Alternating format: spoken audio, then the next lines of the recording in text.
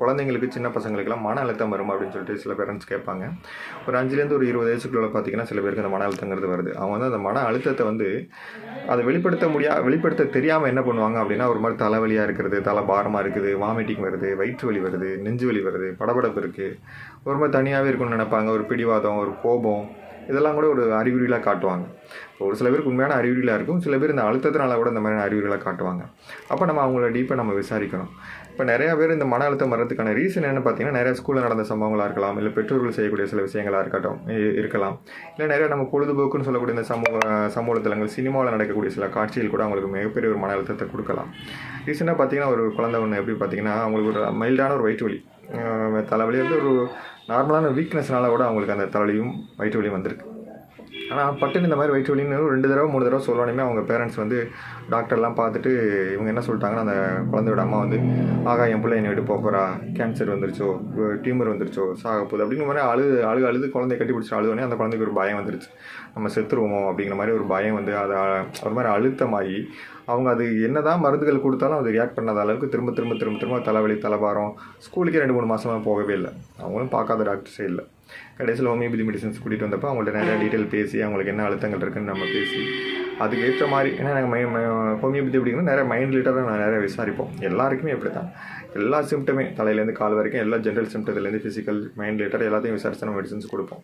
அப்படி கொடுக்கும்போது அந்த குழந்தையுடைய என்ன மன அழுத்தங்கிறத நம்ம விசாரித்து நம்ம கொடுக்கும்போது நல்ல ஒரு ரியாக்ஷன். அடுத்த மாதமே அந்த குழந்தைக்கு நல்ல ஒரு பசி, நல்ல ஒரு தூக்கம், அந்த அழுத்தங்கள் எல்லாமே மாறிடுச்சு. நல்லா ஃப்ரெஷ்ஷாக வந்தாங்க, நல்ல வெயிட், ரொம்ப லீனாக இருந்தாங்க, நல்ல வெயிட் அதிகமாகி நல்ல ஒரு தெம்பாக இருந்தாங்க, ஒரு கான்ஃபிடன்ஸ் லெவலில் வந்தாங்க.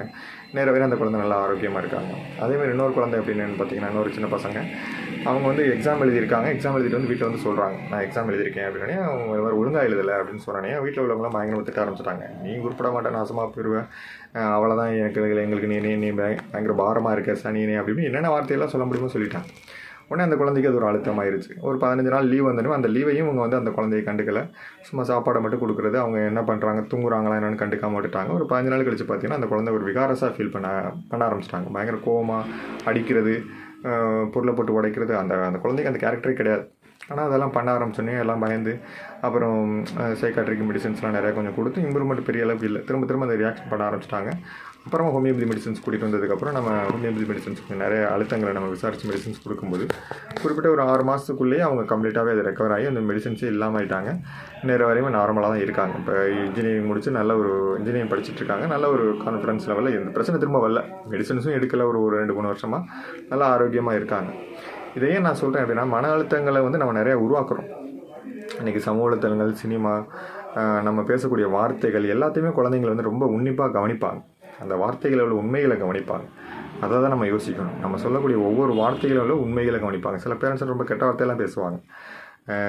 ரொம்ப பேட் வேர்ட்ஸ் பேசுகிறதெல்லாம் வந்து அந்த குழந்தைங்களுக்கு ஒரு மிகப்பெரிய அழுத்தங்களாக இருக்கும். சில குழந்தைகள் என்ன பண்ணுவோம், நம்ம என்ன தான் திட்டினாலும் இந்த குழந்தைங்க இந்த காதில் விட்டுட்டு போயிட்டே இருக்கும். எதை பற்றியுமே கவலைப்பட மாட்டாங்க, சிரிச்சுட்டே இருப்பாங்க. எவ்வளோ அடித்தாலும் வாங்கிக்கிட்டு பேசாமல் அமைதியாக இருப்பாங்க. அந்த குழந்தைங்களை பற்றி நம்ம ஒன்றும் ஒரி பண்ண வேண்டியதில்லை. சில குழந்தைங்களால தான் சில பேரண்ட்ஸுக்கு பயங்கரமான மன அழுத்தம் வந்துடும். சில பேரண்ட்ஸ் 2 பேருக்கு வந்து அழுதுகிட்டு இருப்பாங்க, அந்த பையன் சிரிச்சுக்கிட்டு இருப்பாங்க. அந்த மாதிரிலாம் சில குழந்தைங்கள்லாம் இருக்காங்க. ஆனால் ஆப்போசிட்டாக சில குழந்தைங்கள் இருக்காங்க. ஒவ்வொரு வேர்டையும் சென்சிட்டிவாக எடுத்து அவங்களே இன்ஃபீரியாரிட்டியாக போய்க்கிறது. இந்த மாதிரி அழுத்தம் உள்ள குழந்தைங்களுக்கு மெடிசன்ஸ் நல்லாவே இம்ப்ரூவ்மெண்ட் கொடுக்கும். ப்ளஸ் நம்ம அந்த மாதிரியான குழந்தைங்களுக்கு நம்ம ஆரோக்கியமான வேர்டுகளையும் யூஸ் பண்ணணும். வெளி உலகத்தையும் நம்ம சொல்லி புரிய வைக்கணும். நம்ம இப்படியே நம்ம எல்லா விஷயத்துக்கும் நம்ம வந்து அவங்கள பார்த்துக்கிட்டே இருக்க முடியாது. ஏன்னா நம்மளை விட்டு தனியாக போகும்போது நிறையா விஷயங்கள் அவங்க ஃபேஸ் பண்ண வேண்டியிருக்கு. இப்போ அதுக்கேற்ற மாதிரியான வார்த்தைகளை சொல்லி நம்ம இப்படிலாம் பேலன்ஸ் பண்ணணும் அப்படிங்கிற நம்ம அடிக்கடி சொல்லி அவங்களை பழக்கப்படுத்தணும்.